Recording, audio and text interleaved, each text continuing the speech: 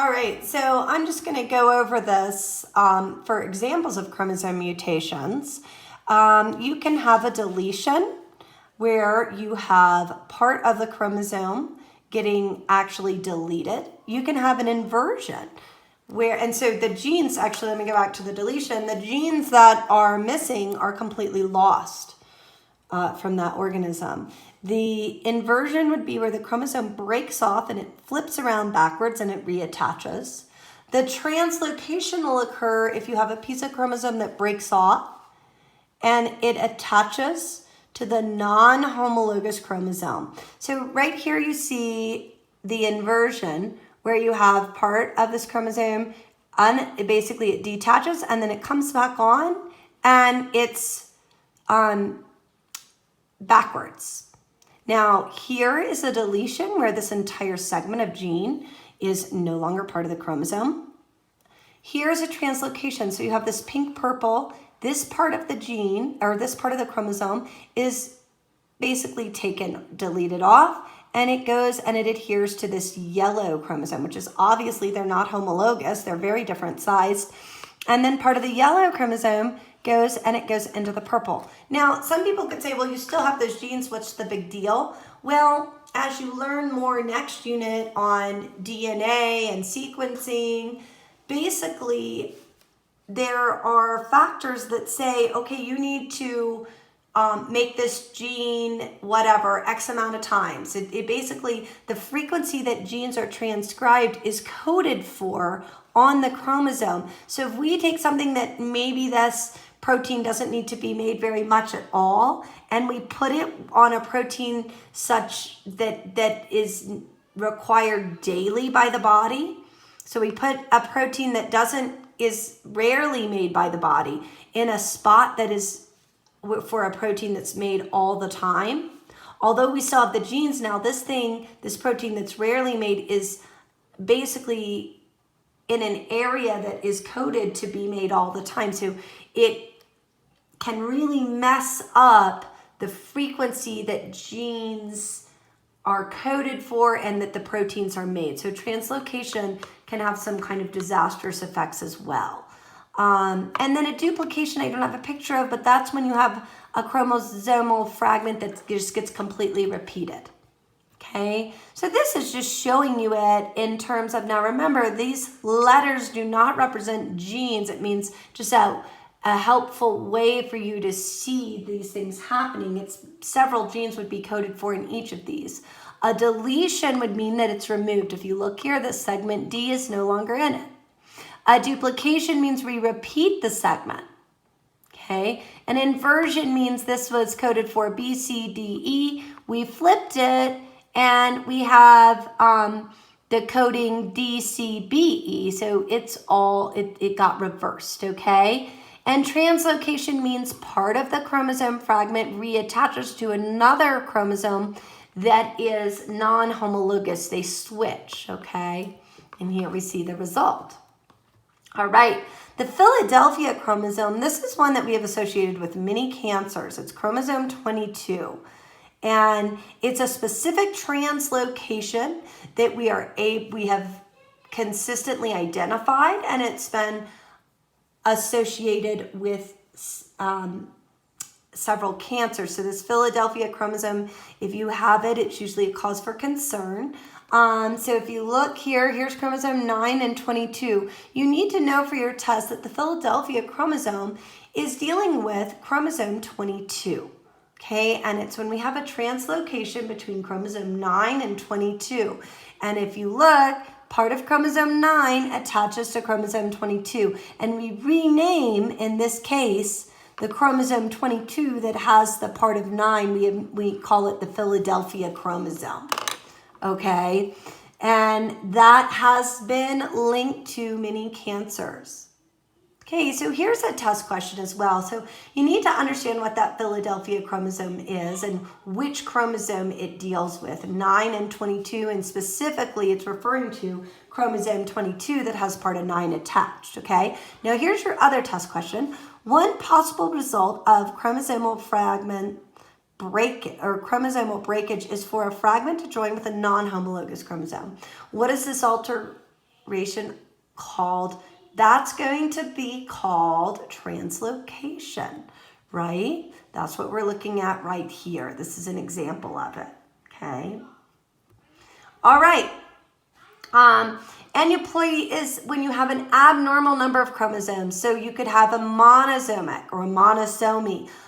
This is where you have got one of the chromosomes missing. 2n minus 1. Remember, 2 represents the diploid. So what this is saying is it's the diploid organism minus 1 chromosome. Trisomic or trisomy is where you'd have a chromosome, an extra chromosome. Okay? That's represented by 2n plus 1. Remember, 2n is the diploid number, and it's 1 more. Polyploidy, now this is actually something that exists readily in plants, and it's not a bad thing in plants. It doesn't mean cancer, it doesn't mean anything, but organisms will have 2 or more complete sets of chromosomes. So you could have a triploidy or a tetraploidy. We don't have any human beings that would have this. You could imagine that would mean, so humans have 48 chromosomes, right? So you would have double the chromosome numbers because it says 2 or more complete sets. There are 2 types of non-disjunctions that we are going to hold you accountable for. A trisomy is when you're going to have the extra chromosome. Okay, and this is the most famous trisomy that's shown here in this picture that everybody seems to know about is a Down syndrome, trisomy 21. Monosomy is where you would have 1 less chromosome. Usually these offspring don't survive. Then the trisomies. In the trisomy, it really depends on which chromosome do you have an extra one of. Some have more implications than others. You need to leave. Okay, then sit here. All right, so what causes non-disjunction? What makes this happen? Plenty of people have heard about Down syndrome. Why does this happen? Non-disjunction is where, you remember, you're supposed to have the homologous chromosomes line up and then they separate during meiosis. Non-disjunction deals with either the homologous chromosomes failing to separate or the sister chromatids failing to separate. Okay? And what ends up occurring is that one gamete will end up with 2 of the same chromosome, and the other one's going to receive less. So this is showing you the 2 ways it can occur. Up here we have it. So here we have non-disjunction occurring. So this is the way it's supposed to occur. Well, like normally. This one is going through normal. So here we have where non-disjunction occurs and the homologous chromosomes stick together during meiosis 1. So now we end up, during meiosis 1, we end up with an extra homologous chromosome over here. And this guy did not receive a copy of this chromosome. Okay, they go ahead and separate the sister chromatids in meiosis 2, and this results in 2n plus 1s and 2n minus 1s, meaning that 2 gametes with an extra chromosome and 2 gametes with 1 less chromosome. The other way non-disjunction could occur is where the sister chromatids fail to separate during meiosis 2. And here you see the sisters did not separate here. And what's interesting is you get 2 normal chromosomes, 2 normal gamete cells, and then you get 1 gamete cell with an extra chromosome and 1 gamete cell with 1 less chromosome. You need to be able to understand this chart for your test, and that this one is a demonstration of the non-disjunction of sister chromatids. And if you have that occur, you're going to have 2 normal gametes and 2 abnormal. And if it's a non-disjunction of the homologous chromosome in meiosis 1, then all of the gametes will not have the correct chromosome number. Okay?